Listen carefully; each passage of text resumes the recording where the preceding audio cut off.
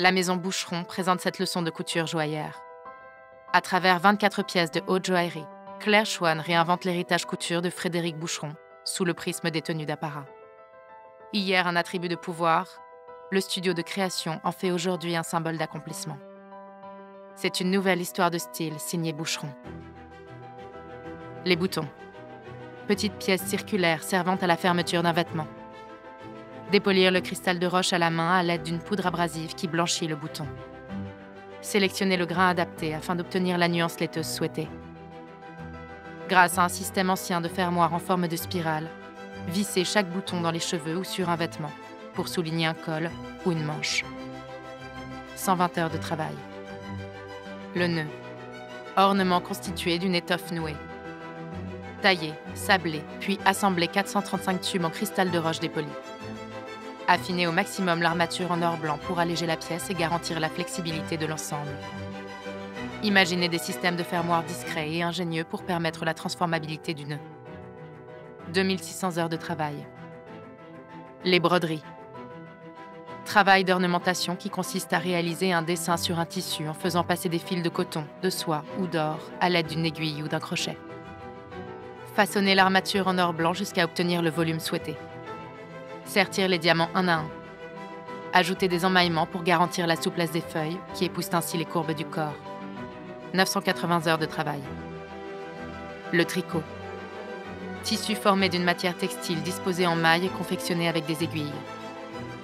Tailler puis façonner chaque pièce de cristal de roche à la main. Sabler la matière pour imiter l'aspect du cordage. Contrebalancer la rigidité du cristal de roche par la souplesse de l'emmaillement.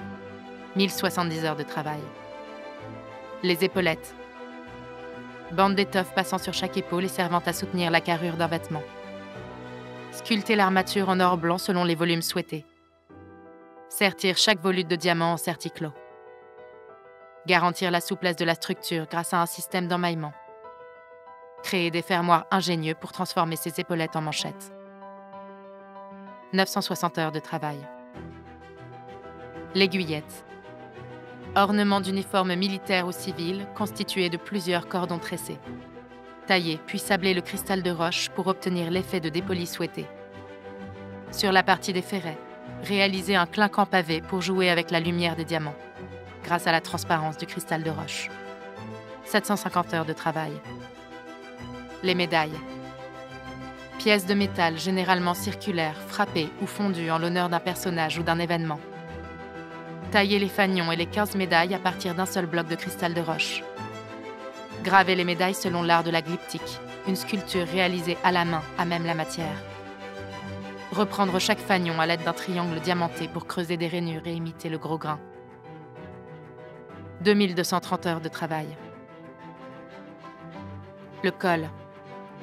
Partie du vêtement qui entoure le cou. Sertir les diamants sur des fils couteaux si fins qu'ils donnent à la pièce une dimension aérienne.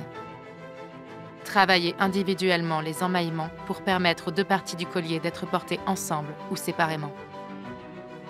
Concevoir 3 systèmes de fermoirs ingénieux qui sécurisent l'ensemble tout en se faisant oublier. 1900 heures de travail.